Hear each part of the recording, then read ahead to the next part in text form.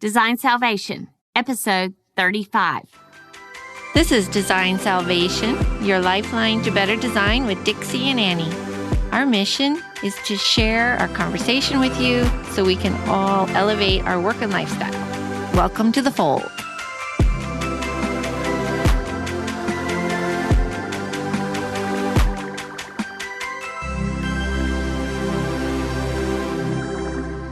Hey, y'all. It's Dixie Stark. And Annie Lundquist. We're Design Salvation.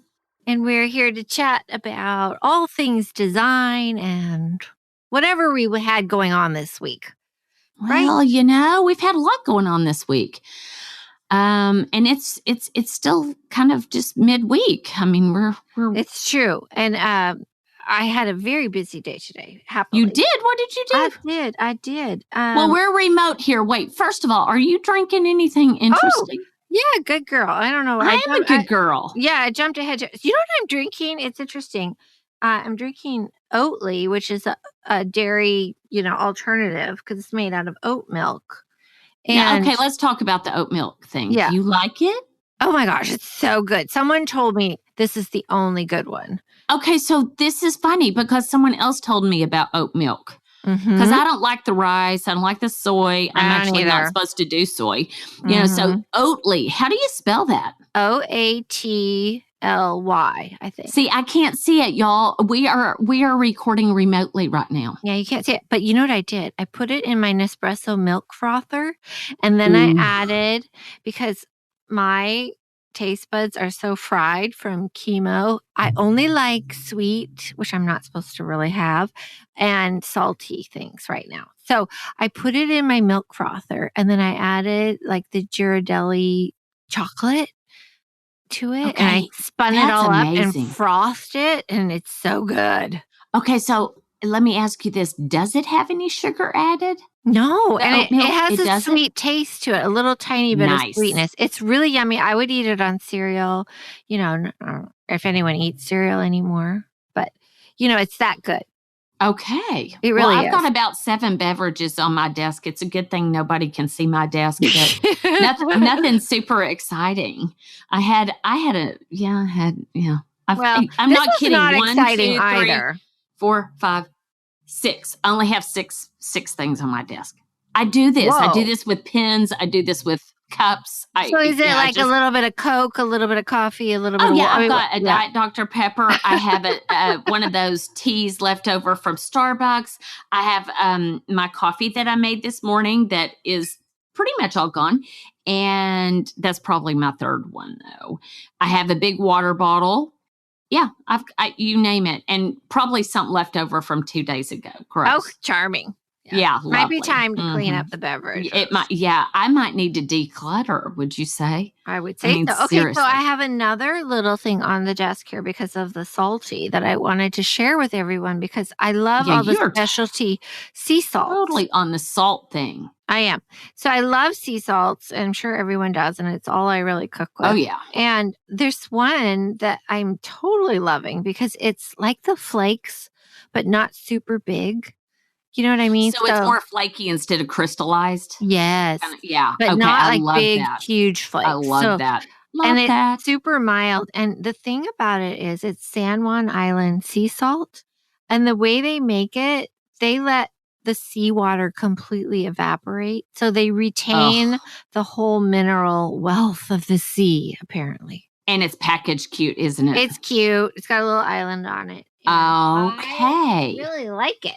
So, oh my gosh. Those are my tips for today. Oatly and sea salt. San Juan sea salt. Isn't that like a black and white label or something like that? I know what you're talking about. Good, yeah. Oh, that's so exciting. But I didn't know that thing about the air and stuff. Well, apparently it says on the back, it's really cute. The maker of it, Brady Ryan, he was born and raised on San Juan Island. There we go. And one day, he and his best friend boiled seawater on their parents' stove to make sea salt for gifts. And it took a ton of electricity and made a huge mess. And he says, "Sorry, Mom. Luckily, I have found a better way." So now they just evaporate the seawater. And then they're not cooking any icky stuff out of it, I guess. I don't know. That's the theory. So cool. Okay. Okay, I didn't know that. Okay, so that's kind of fun. So that's on your radar. That's on my radar. That's totally on your radar. I was going to ask you what was on your radar today, so that's cool. Oh, I have other things on my radar, but I also I have a confession.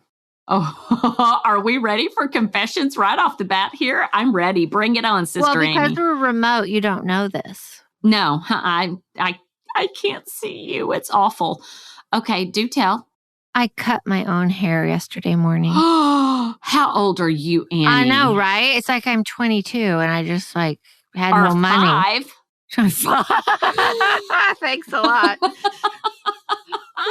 Yeah. What in the world possessed you to do that? I couldn't stand it anymore. And what do you mean? My hair was long and scraggly and there were dead ends. And so I took these big choppers out that aren't even hair scissors or even close. Well, who has hair scissors? Well, that's true.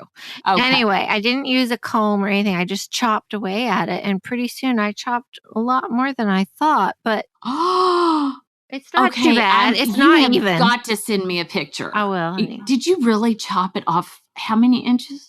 I chopped off a good 3.5 inches. Oh. But you know what prompted me was we did the video of the drink last week, and I told you my hair looks terrible. Don't get my hair in it.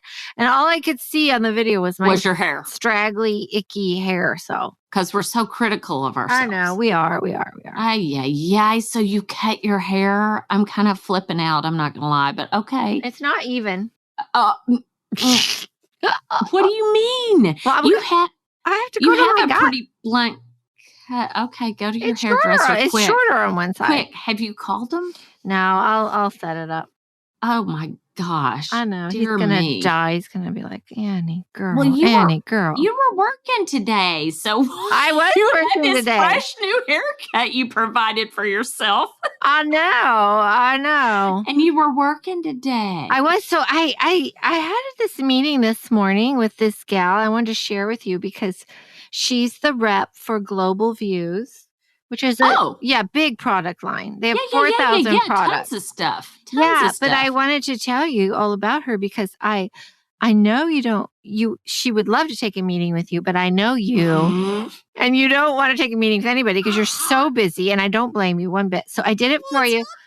No, I'm just such a loser. No, you're not a loser. That's a confession, man. That is a confession. You're cute. I'm really, really bad about taking rep appointments. I'm so bad. You are so gracious. I love meeting them. It just feels I feel so much more informed and connected to the products when I do it. Okay, but I did this one for you. Rock star. And okay, you did. She had an extra catalog and has your name on it. So, sister, you're gonna be happy. So you just totally did the pass off, like you just pass that off. I did. But here's the thing I want to share with any young designers, and I know you all know this line, but there are a couple of things that you may not have known, which is 90% of the items are stocked.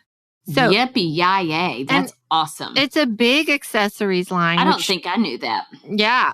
And if you really need it rushed, you can just pay an extra $35. That's nothing when you're in a panic.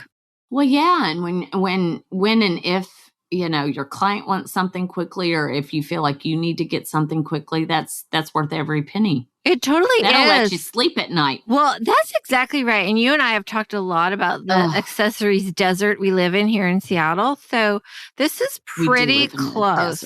And you could go to the Jay Garner showroom and see some of the accessories. Fantastic. So you can kind of see the quality and the fantastic. And they have whatever they have available off their floor, which is also instant gratification. Completely. So. And they're getting more and more accessories. I love that showroom because of that. They're really getting more that you can. That's awesome. And Michelle is the rep, Michelle Mack, and Michelle _Global Views is her Instagram, and you can see some of the products there. Oh, that's fun. She posted, we should put her on the show notes. Yeah, we should. And she posted a really cool bar stool I liked the other day. It was a hair on hide though, which means the hair is going to get worn off. Oh yeah, the abrasion. Yeah.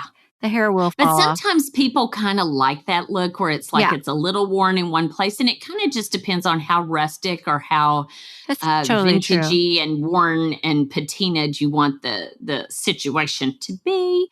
But, you can always get something like that and then use it and then later reupholster it. Yeah, I mean, completely. It's not that much material, whatever you use. If you, No, yeah.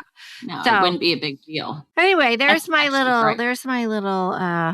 tipperoonie for you. Tipperoonie. Well, you know what? That is kind of a design hack, though.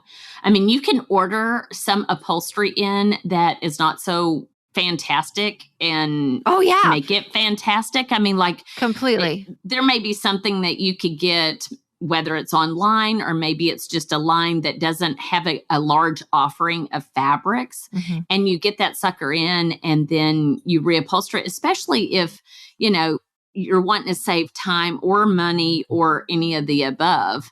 Yes. It's a little design hack. I've done that with chairs. I've done that with chairs too. And you can order from this company in muslin, which is even cheaper.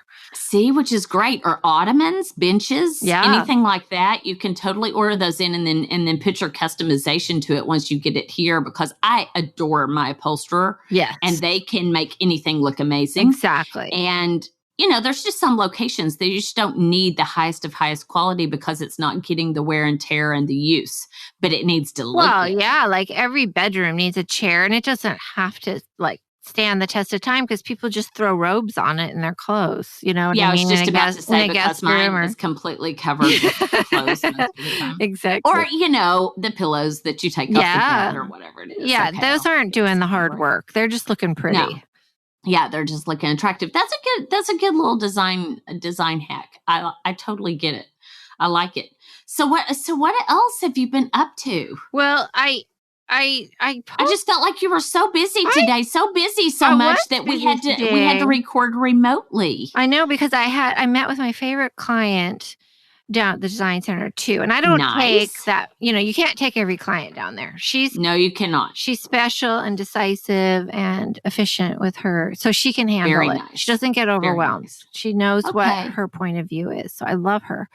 But I did want to talk about, I don't know what you think, but I want to talk about, we talked about this a long time ago, a little bit. We touched on the bad client and the client that undermines your confidence. And I wanted to reflect on something called recency bias, which is that filter you put on your brain that you've had a bad experience. I mean, it can be a good experience, but I'm talking about the bad experience. And it sort of colors your world because it just happened. And you tend to think, well, you lose confidence and you tend to think, I'm not good at what I do, and blah, blah, blah. And you've forgotten all the good things that you probably did even on the job that kind of went south. There are a million good things that you did, but you can just see the bad. You can only see the bad. Yeah. And we tend to do this. And Deke always has a sports analogy for me when I talk to him about these things. And the one thing he said, okay, Aaron Rodgers, great quarterback. Yes, he is. He has a bad game, right? And everyone's all over him. He has to get over it. The press is, they're terrible. So everyone's seeing, and this is the thing that I think is key about recency bias, is your client will feel it too. It's not your fault, but you're suffering from it in the negative, and they are too. Yes, exactly. Both parties are suffering from it. Yeah. And then it's like, so you got to shuck off that naughty, you really do. You have to have that short filter. You have to have that short memory, if you will. And they say that in athletics. You have to, if a play doesn't go right, like Aaron has a pick six or whatever it is, and it goes south on him. You have to know that you are skilled and that you are experienced and resilient, and you are resilient and you are creative. You're a problem solver. You have all the tools to get right back out and throw another pass. And you will have one bad client a year. I swear. Of course. You will. Of course. I mean, it might not be dreadful, but. You've got poor experiences, better experiences. And I even think about, even if I don't have a bad client, I have a bad experience. Maybe it's the delivery guys. Yeah. And then all of a sudden you're like, oh gosh, I don't want to work with any delivery guys. When in fact, you need them. Yeah, exactly. And you have to just go back at it and treat it the way you would normally treat it, and know that you have all the skills and the experience and all the things that you need to make it happen the right way. You can do it. You have to brush it off. You have to. And I think that, humans have a negativity bias, but that can be changed. And it's really important, I think. And we can link to this article I read on how happy brains respond to negative things. So we have the negative filtering, which cognitively we distort all the good stuff or the bad stuff, and we start looking for the bad. But happy brains sort of take the bad with the good, and then they tend to elevate the good and process the bad. I like that. Yeah. So they're compartmentalizing a bit. A little bit, but like a happy brain, like your amygdala is often linked to depression and all that icky stuff, but it also responds to positive stimuli. So you have to give it that. You have to allow it to. So happiest people don't ignore the bad, but they just are better at seeing the good. And we can all train ourselves to do that. Put the happy filter on, people. You're stuck in traffic. Happy filter on. I like that so much. Okay, so we have a couple outstanding questions that we just keep forgetting to address from Salvationites. We are so sorry, Salvationites. Yeah, I know. We are so sorry. We haven't been polite at all.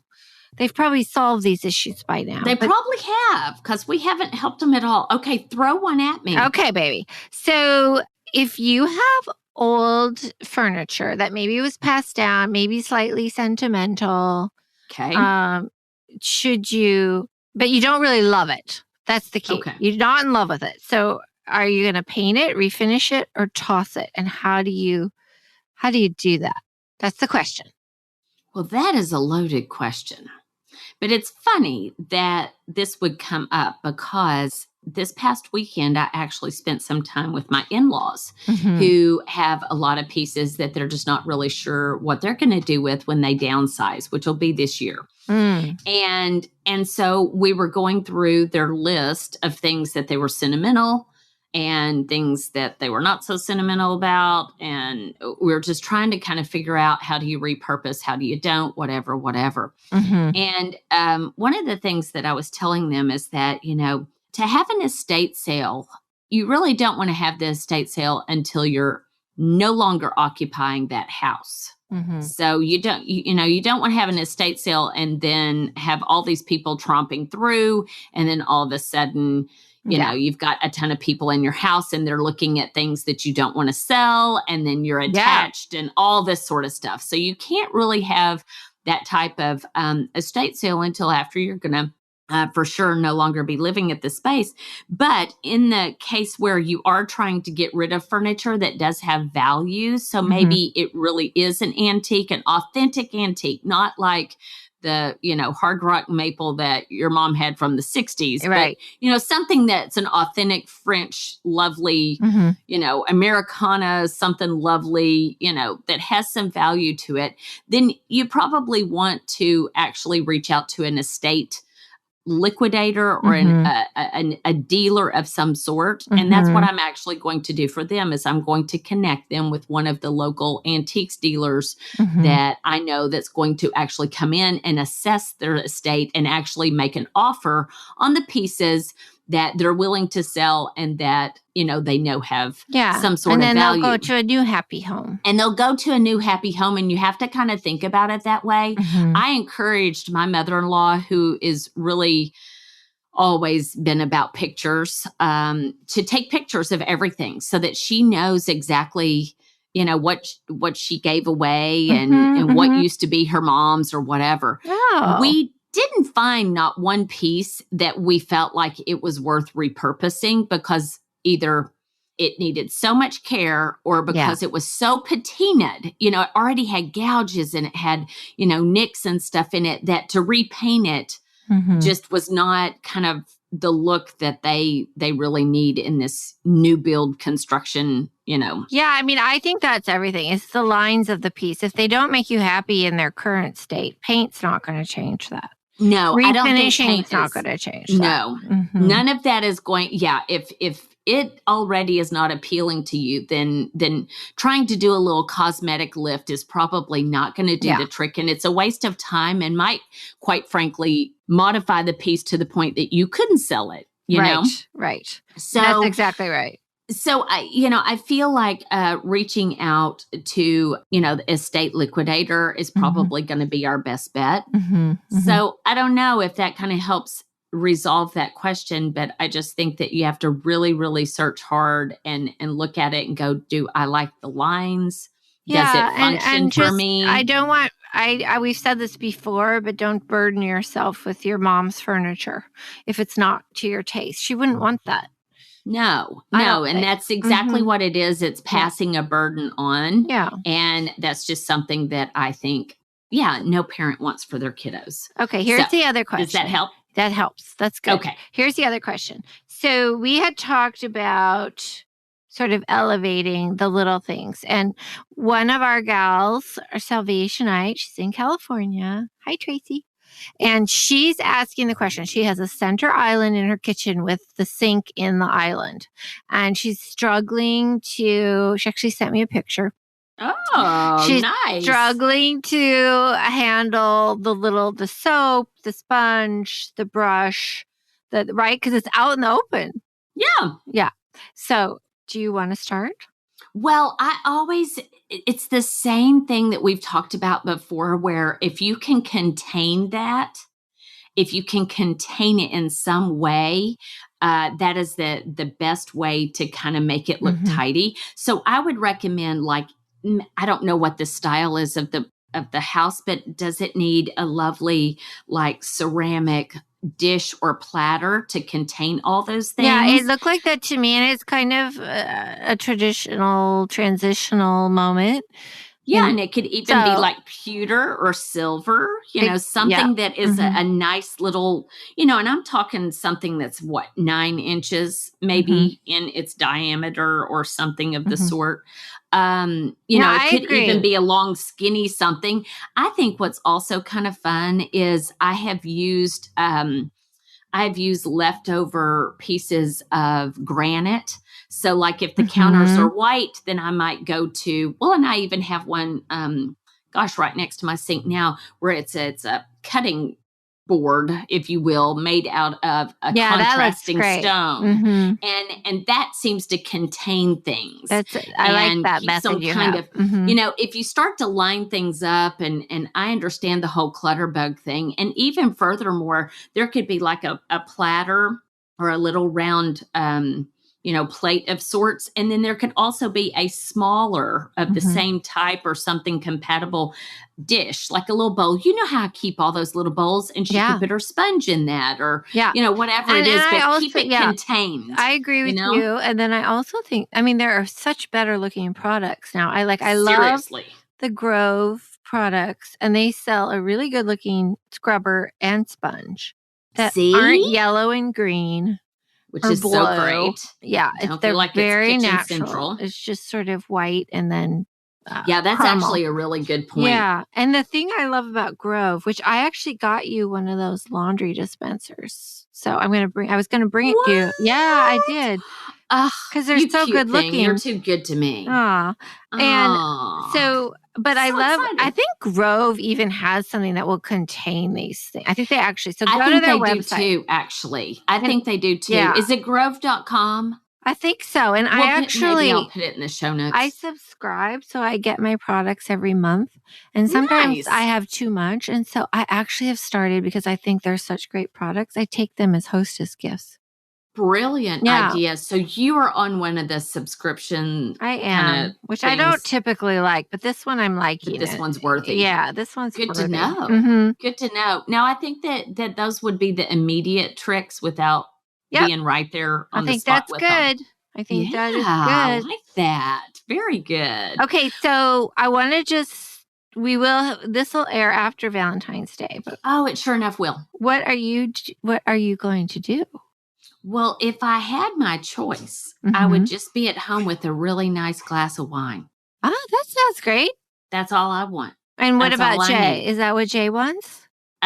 Maybe Scotch. Perfect. But he's been traveling, so he'll probably like that plan. Yes. Yeah. Yes. Yeah. Maybe Scotch instead. But yeah, that's probably what we'll do. What about you? Well, we did our Valentine's Day. We went to tell about that. Okay. So we went to the Post Hotel in this little kitschy Bavarian town called Leavenworth, which is 2 hours away over the mountain path. It is. So we got to drive through the snow to this cute little town. And it is kitschy, but the hotel is not kitschy. I mean, it's definitely within the theme. It's very Alps, Swiss Alps, Swiss Alps, yeah. If people are not familiar with Leavenworth, basically, I think that the townspeople came together, I don't know how many decades ago, and they said, we've got to do something to bring, it's kind of when the pass was no longer traveled as much, blah, blah, blah. We've got to do something to bring people to our town. And so they basically turned it into this little Bavarian wonderland. And I mean, even the McDonald's, y'all, even the McDonald's looks Bavarian. Yeah, it's and cute. Even the Starbucks. And they only have a few of those kind of mainstream places. And everything else is this charming, restaurant or bar or, It's cute. It's but it is a little kitschy. But this place isn't, and it's on the river, and it's a very zen spa. Kids are not allowed, which I love having kids around. But guess what? That was really a retreat. I loved. It was such a retreat. I've never been that relaxed.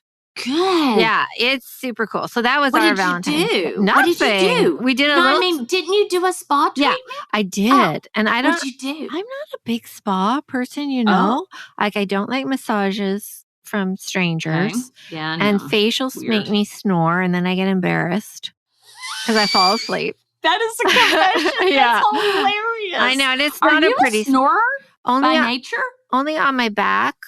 Oh, or on one side because I have that sinus thing. That's so funny. So it's so embarrassing though because I'm a light sleeper, so I wake myself up and I'm like, oh my God, I'm so sorry. So funny. Plus, you're paying a lot of money to sleep through your treatment. So this time, I did something completely different.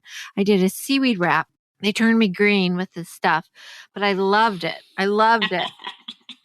So you look like Kermit.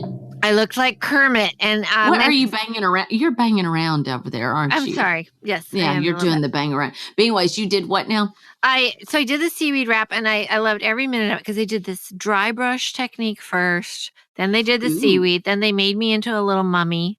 And then they massaged my scalp with the seaweed. Oh, I love it. Oh my gosh. I love it. I've never done that, but just the idea of it just makes me just so that was my first time too. So I'm into that. And it's a guy's kind of spa too because they have like 3 steam rooms or 4. Oh my gosh. Yeah. Okay, guys in the steam, I'm saying. But you know what's so funny? When you go to do like a steam shower in your client's house, it's always the guys that are like, yeah, steam shower. The women are like, yeah. Oh, I last like maybe a minute in there and then I'm like, bye, babe. It's not a girl thing. It's a guy thing. No. Isn't that interesting? But they had a lavender one. They had a eucalyptus one. And then they had some other. I mean, it's really nice. And they're beautiful. I love that. The one was a chaise lounge in the spa that is 1 slab of Carrara in the steam room. 1 Carrara marble? Mm-hmm. Girl, oh, my bathtub. Loving that. The bathtub in the room was all Carrara, completely Carrara. Oh, my dog. Yeah. It's worth it. I love that. It's worth it. And midweek is less expensive. That's luxury. That is luxury right there. I love a good hotel. What you needed. I mean, you are all about the hotel. I am. You're funny about that. I love a good hotel too, but you've got your particulars. That's for sure. This one, I didn't have any disappointment in the room except that the spotlight over the fireplace was a white LED and everything else was on beautiful dimmers and was a warm light. And they need to change that. They need to change that light bulb out. They need to work on that. I bet that just made you feel like, I did. I wanted to unscrew it, but I didn't have a ladder. Okay. Yeah, very nice. So everybody, it's time to fertilize and mulch, believe it or not. What? Yeah, because, here in the Northwest, our spring starts early. My weeds are already growing, and if you mulch, you have way less weeds. So I know that's on your radar, Dixie. Okay, fertilize and mulch is what we're supposed to be doing right now. Seriously? I'm serious. It's the middle of February. Is that for real? It's for real. Do it. Okay, do it. Okay, you gardeners. You fertilize and mulch. Go, babies. Okay. I just want to make sure we get that out there for all the We're all over the map today, I think. Sometimes when we haven't seen each other, and like even today when we're not looking at each other, we're kind of like when you get on the phone with your girlfriend and you're just like all over the place. Yeah, we were a little bit all over the place, but we hope you got a tidbit. We hope you enjoyed listening. Yeah. And we hope that you'll tune in next week. I hope we appreciate every one of you. We love you all, and, shuck off that negative filter this week, okay? Find some sunshine. That sounds fantastic. Ciao for now. Ciao for now. Hey, y'all. Don't forget to follow us on Instagram, Twitter, and Facebook. You can also find us at designsalvation.com, where we'll have the past podcasts listed as well as show notes. Hope to see you there.